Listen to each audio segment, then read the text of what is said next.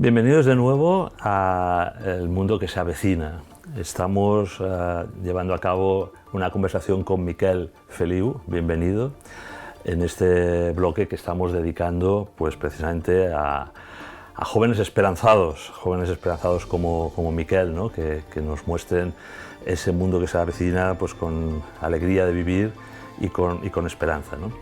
Y esta semana queríamos pues, tratar con Miquel precisamente algo que quedó en el anterior capítulo pues, con muchas ganas de desarrollarse, ¿no? Que era pues, cómo se produce el encuentro personal con Jesucristo, cómo se produjo en tu caso, ¿no, Miquel? ¿No? En tus circunstancias, en tu vida, en tu vida, digamos, cotidiana, ¿no? Y cómo se produce pues, en nosotros, en los jóvenes. Miguel, ¿cómo es tu experiencia de encuentro personal con Jesucristo? Yo lo que sí que he visto es que, yo nunca he tenido una conversión muy grande, yo he tenido fe desde pequeñito y el Señor siempre ha estado allí de una manera o de otra, pero poco a poco lo he ido descubriendo.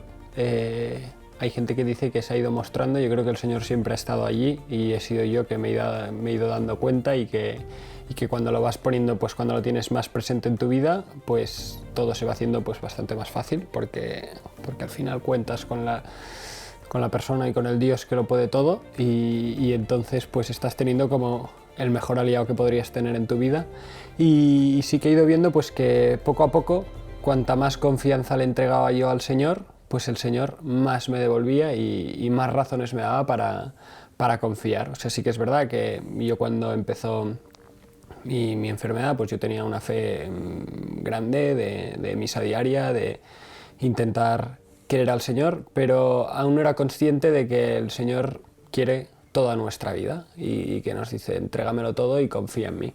Y entonces pues esto era una fe más seguida por el ejemplo de mis padres, que yo veía cómo vivían ellos la fe y decía, yo quiero esto para mí, pero sin acabar de ser capaz de tenerlo por mí mismo. Entonces yo perseveraba en ello, pero yo no había tenido un encuentro personal con el Señor. Yo veía más al Señor, como yo creo que nos pasa a muchos jóvenes, que cuando tienes la fe desde tan pequeñito está muy bien, pero hay un momento que tú, pues como en cualquier relación, has de decidir el amar, ¿no? Y el decir, pues realmente esto es lo que quiero en mi vida y al final la fe es una decisión, pues esto es la decisión de amar al Señor también. Y entonces pues poco a poco he ido conociendo más al Señor. Al principio pues también con la entrega de mi enfermedad le dije, te entrego mi enfermedad y deposito toda mi confianza pues en ti y haz con mi enfermedad lo que tú quieras. Después me di cuenta que el Señor seguía pidiéndome que confiara más en Él. Y yo pensaba, pero ¿cómo el Señor me va a pedir que confiara más en Él si le he entregado mi enfermedad? Le he dicho, es que haz con ella lo que quieras. Y es que el Señor con mi enfermedad no tenía ni para empezar. Dices que yo necesito que me entregues toda tu vida y que me pongas en el centro de tu vida. Y todo lo demás es secundario. Y me decía, tú, confíamelo todo y te voy a regalar tanto y te voy a hacer tan feliz. Y ya no solo por lo que el Señor...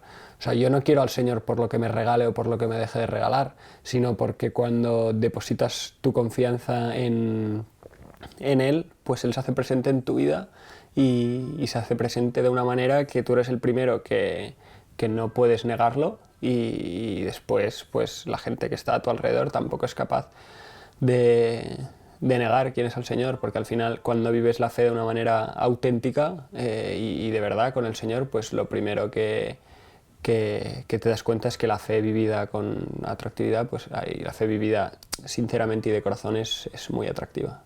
O sea, haces a Dios protagonista de tu vida, ¿no? Y entablas una amistad, que esto a veces cuesta, ¿no? Las personas que a lo mejor pues, no han tenido la oportunidad de una formación, de una fe, ¿no? A lo mejor ven un Dios distante, ¿no? Que está fuera, ¿verdad? Que de vez en cuando pues, le visitan, ¿no?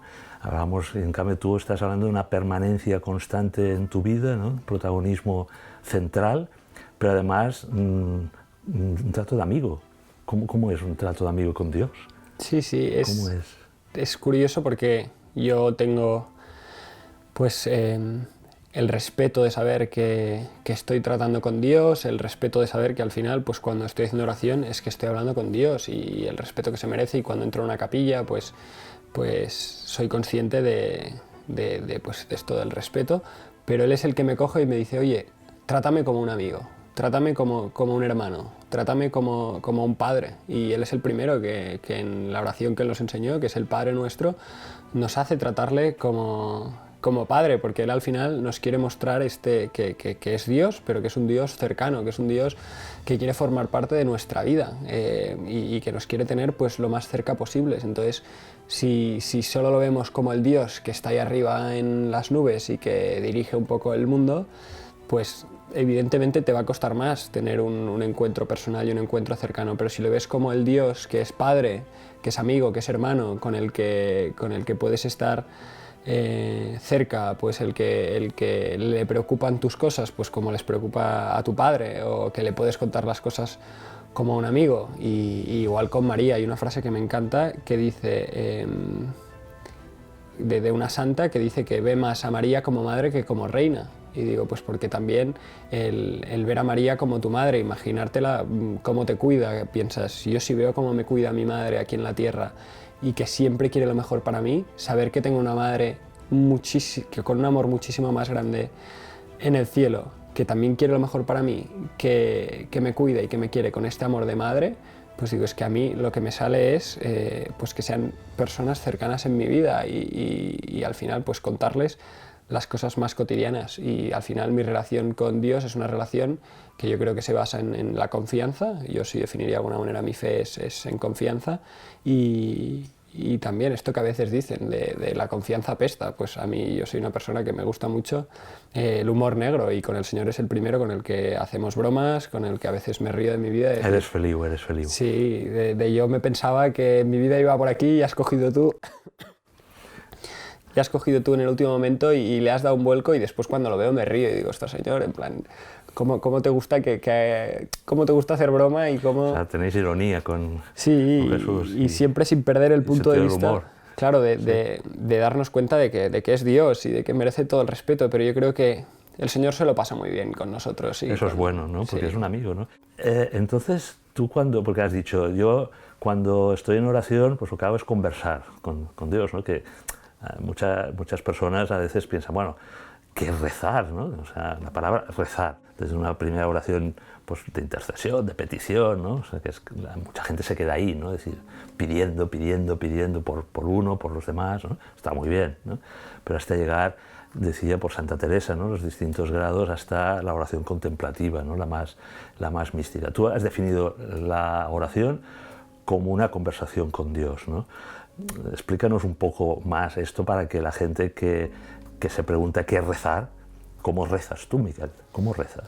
Yo justamente pues diría que este año lo más bonito que he aprendido del Señor es a rezar. Seguro que lo hago muy mal, pero al final es Él poco a poco el que me va enseñando. Yo había visto la oración siempre como algo pues en silencio, de sentarme y de estar ahí pues rezando con el Señor y esa oración es súper importante, pero el Señor me dice, yo es que soy mucho más completo que todo esto y hay muchas más maneras de tratarme, entonces el Señor poco a poco te las va enseñando. Entonces a mí me gusta mucho rezar en silencio, de ponerme ante el Señor, de leer pues el Evangelio, de leer textos que me puedan ayudar, libros espirituales. También me gusta pues hacer alabanza y darme cuenta de la grandeza del Señor y decir, muy bien, ya pueden pasar cosas en mi vida que yo aparentemente las vea como cosas negativas, pero esto no cambia que el Señor sea muy grande y esto no cambia todo lo que el Señor hace en mi vida. Pues también me gusta adorarle en la adoración y en la adoración eucarística y ser consciente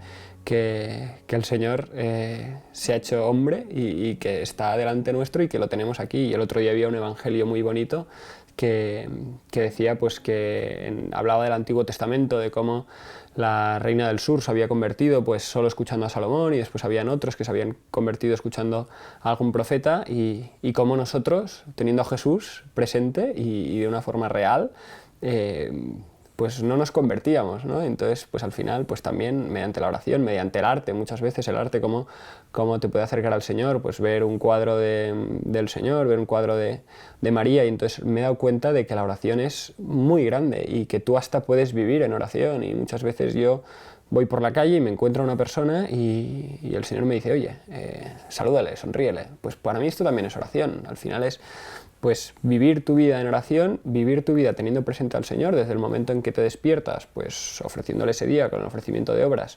hasta el momento que te vas a dormir, pues yo lo hago con las 3 Ave Marías y al final lo que estás haciendo es tener al Señor presente en cada minuto de tu vida y entonces es como que tu vida es una oración constante en la que el Señor va hablando y después también ser capaz de parar un momento, ponerte en una capilla y estarte pues media hora escuchando lo que el Señor te quiere decir, pues ordenando un poco tu vida y teniendo este trato, este compromiso también que Él nos pide, porque al final como es una amistad tan grande, pues al Señor también le gusta que nos comprometamos y después ser capaz también de alabarle y decirle, oye, hoy me han dado unos resultados muy malos en el hospital, pero yo vengo aquí y vengo a reconocer tu grandeza, porque que yo tenga unos resultados malos o unos buenos no cambia, que tú eres Dios, que eres el más grande y que eres lo mejor que ha pasado en mi vida. ¿Cómo tratas al Espíritu Santo? Porque siempre tenemos esa idea, ¿no? Pues estamos tratando a Jesús, ¿no? Nos dirigimos al Padre, ¿no? En el Padre Nuestro, pero el Espíritu Santo a veces es gran desconocido incluso para el mundo católico, ¿no? Porque es como más abstracto, ¿no? Antes has hablado de Padre, hermano, amigo, pero el Espíritu Santo es un guía interior, un Sherpa, alguien que nos lleva a altas cumbres espirituales. El Espíritu Santo para mí también es uno de los últimos descubrimientos más grandes. Yo al principio de mi fe siempre trataba a Dios como Dios Padre y para mí pues era Dios Padre. Después a raíz de mi enfermedad tengo la suerte y el regalo de poder subir a la cruz con Jesús y de conocer a Jesús de una manera muy íntima y este último año y medio tuve la suerte de conocer también al Espíritu Santo y es muy bonito porque para mí el Espíritu Santo, el Antiguo Testamento todo el rato se centra mucho en Dios Padre, después los evangelios hablan de Jesús y cuando Jesús muere y resucita y sube a los cielos, a quien nos envía es al Espíritu Santo. Por lo tanto, al que tenemos hoy en día en nuestras vidas de una forma tan real es el Espíritu Santo entre nosotros y por eso pues muchas veces cuando se va a hacer, pues cuando se va a hablar en público, cuando si eres pues cristiano se le pide al Espíritu Santo que nos inspire. Para mí el Espíritu Santo, además el Evangelio lo va avisando de que el Señor dice, y cuando me vaya os enviaré a mi abogado, a mi abogado, a mi abogado. San Juan lo dice muchísimo. Y el Espíritu Santo para mí son las fuerzas para llevar el mensaje de Jesús al mundo. Y es el que nos acompaña siempre, el que está allí, el que se hace presente en nuestras vidas. El que cuando yo no soy capaz de hacer algo por mí mismo, viene el Espíritu Santo, entra en mi corazón, toma el control de mi vida y me hace capaz. Porque al final el Señor no elige a los que somos más capaces, hace capaces a los que elige. Y para mí lo hace a través del Espíritu Santo. Entonces el Espíritu Santo se hace presente en mi vida y entonces a partir de ahí pues obra milagros y te das cuenta de que al final humanamente pues somos muy poquito, pero que cuando tenemos esta confianza en el Espíritu Santo y que cuando depositamos nuestra confianza en Él y sabemos que al final es el Espíritu de que Jesús nos anunciaba y nos decía, no os preocupéis porque os voy a enviar a mi Espíritu, pues es el Espíritu que tenemos, la fuerza que tenemos para llevar a Jesús y para llevar a Dios por todo el mundo. ¿Y tú por las mañanas invocas al Espíritu Santo o cuando tienes un examen o cuando tienes hoy, ¿no? Por ejemplo, que tenemos que charlar, haces una invocación especial? ¿Cómo es tu invocación al Espíritu Santo? Cuando tengo un examen estudio. Bueno, eso es bueno. Y al final cuento con la misericordia de Dios, pero también cuento con la justicia y el Señor me dice, oye, estudia. Y digo, y si suspendes, pues suspende. Y si no, ahora voy a decir algo que no tendría que decir, pues copia. Pero digo, aquí no me pidas aquí oye, Señor, ayúdame con este examen. ¿Quieres que te ayude? En otras circunstancias así. En otras circunstancias. O una charla. Me siento tan débil que sé que sin el Espíritu Santo nada es posible. Entonces, siempre que voy a hacer una charla, pues le pido al Espíritu Santo ayuda, pero hasta con cosas que no son tan grandes, pues cuando tengo que tener una conversación con alguien y pienso es complicado, yo no sé qué decirle, Señor, pues Espíritu Santo, inspírame y habla tú, porque si hablo yo, la voy a liar, porque humanamente soy muy poca cosa y me voy a equivocar y voy a hacer las cosas mal y voy a decir cosas que no tendría que decir, así que, pues, te cedo mi cabeza, te cedo mi boca, mis manos, porque son más tuyas que mías y y di lo que tú quieras y como tú quieras y de la manera que tú quieras. Y entonces pues me encanta invocar al Espíritu Santo en momentos así en los que eres consciente de que reconoces tu pequeñez y sabes que si es por ti la lías y le dices pues encárgate tú que por algo eres el más grande. Antes pues has mencionado tu cariño especial, ¿no?, por María, ¿no?, por nuestra madre, que nos lleva a Jesús, ¿verdad?, y que nos lleva de la mano como maestra. Profundiza un poquito más también de tu trato con María, ¿no? Yo creo que le debo mi fe a María. María es la que ha cuidado muchísimo mi fe desde pequeñito y siempre ha estado ahí, el Señor también siempre ha estado allí, pero María se ha dejado ver de una forma muy especial en mi vida. Y es que, no sé, yo el otro día estaba en misa y veía a una madre ya bastante mayor cuidar a su hija que debía tener pues 40 años y la iba peinando mientras estaban haciendo la acción de gracias, le iba tocando el pelo y pensaba, es que si una madre ya está tan pendiente de su hija, ¿cómo debe estar María pendiente de nosotros, ¿no? ¿Cómo debe estar María todo el día encima mío, que no le pase nada? Y yo pienso, las conversaciones que deben tener María y Jesús sobre mi enfermedad, que María pues le debe decir, oye, pero cúralo, cúralo, cúralo, porque al final es madre, entiende el sufrimiento de mi madre, de mi padre, de mis hermanos, de mis amigos y de mis amigas. Y entonces les dice, pero Jesús, hombre, yo sé que estás haciendo y que estás haciendo mucho bien a través de Miki y también a través de su enfermedad, pero cúralo, porque yo sé que tú lo puedes curar. Y entonces Jesús le dice, oye, en plan, llegará, pero paciencia, paciencia. Déjame ser Dios y claro, a ver cómo va la cosa, ¿verdad? Pero me imagino mucho pues es tu plan, ¿no? Pues a mamá de esta manera, insistiéndole. Mamá, ¿le llamas mamá? Sí, y oye, que no tienen vino. Y entonces, al final, a veces, pendiente, cuando ¿no? hablo con María, pues en la oración también me dice, bueno, es que es muy tozudo, mi hijo es muy tozudo.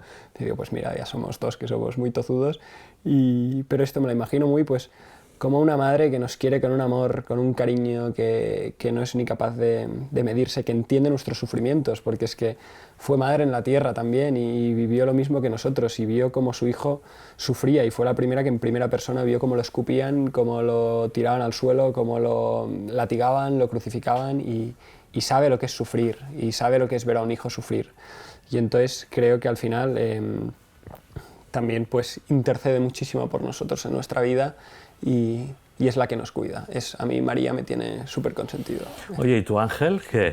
¿Tienes ahí algún ángel de la guarda custodiándote, ayudándote en tu vida? ¿O? Sí, bueno, yo tengo al arcángel San Miguel, que también potente, ¿no? Que se nota porque está ahí con el escudo y de la manera también que te cuida. Después tengo a mi ángel de la guarda que se llama Nanu, porque en catalán Nanu es como chico, entonces yo siempre que necesitaba algo de mi ángel de la guarda decía, va Nanu, ayúdame, ¿sabes? En plan, con cosas pequeñitas, ahora no puedo, Nanu. Un trato muy familiar, claro. Pero, Y sí que es verdad, pues que es como también mi amigo que está allí, que en el momento en el que necesito algo muy puntual de decir, venga, de esta yo solo no puedo, los dos juntos y a luchar.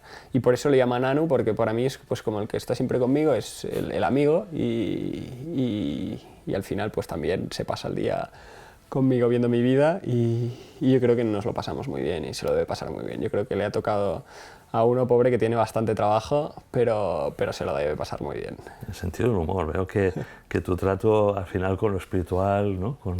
con lo divino, ¿no?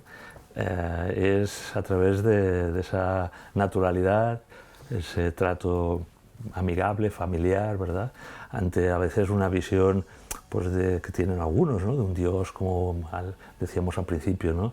Alejado, como muy severo, como muy detallista y puntilloso en los defectos, ¿no? Tú veo que ves esa potencialidad del Dios misericordioso, del Dios que entiende nuestras caídas, ¿verdad? Y que está ahí ayudándonos, ¿no? O sea, para terminar, tenemos ya también pocos minutos.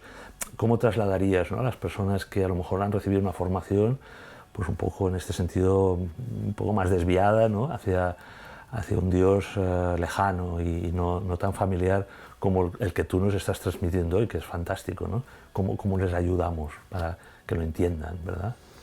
Para mí la prueba más clara de lo cercano que es Dios es el Evangelio. O sea, tú ves lo humano que era Jesús, lo próximo que era con las personas, con personas que hasta nosotros, que podemos creer que queremos muy bien y que somos muy buenos, que pues personas que nosotros muchas veces despreciaríamos. Y cómo las trata Jesús, pues cómo trata Jesús a las prostitutas, por ejemplo, que las coge, las trata con el cariño que solo Él puede tratarlas, porque al final es Jesús y tiene un amor tan grande, y entonces en el Evangelio todo el rato son continuas muestras de amor y de cercanía, de decir, sí, soy perfecto Dios y perfecto hombre también, por eso os entiendo, y por eso mi amor es tan grande que al final quiero estar cerca de vosotros y entiendo que caigáis, porque al final somos humanos y somos torpes y nos equivocamos, y Jesús dice, el problema no es equivocarse, el problema es no rectificar.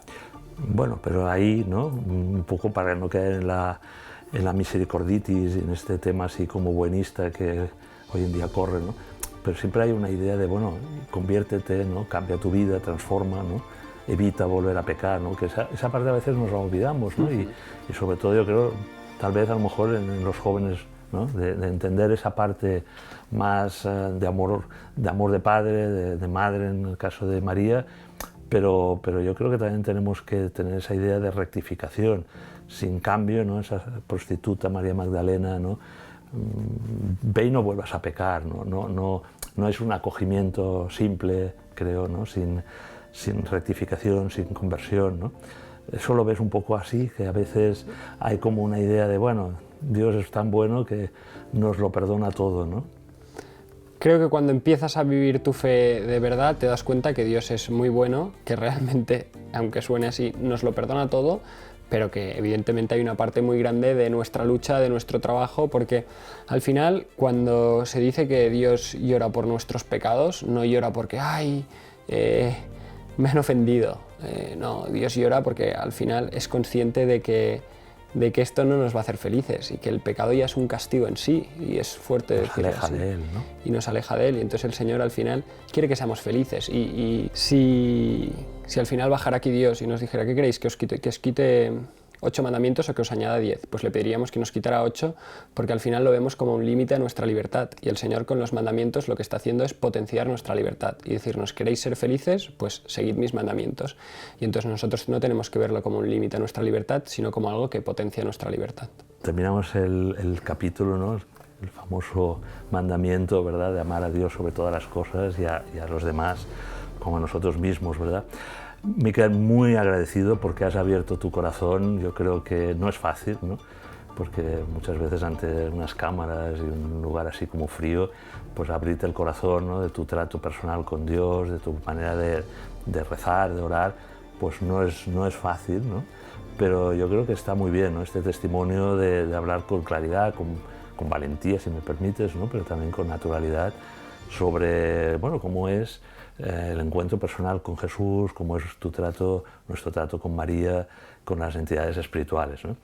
Bueno, yo creo que, si te parece, la semana que viene lo ampliamos un poco más, ¿no? Para ver cómo estos jóvenes como tú, ¿no? O sea, hay jóvenes entusiastas que lo ven como estás explicándolo tú, y que esa es la gran esperanza del mundo que se avecina, ¿no? Por tanto, si te parece, Miquel, hasta la semana que viene. Muy bien. Si Dios quiere. Si Dios quiere.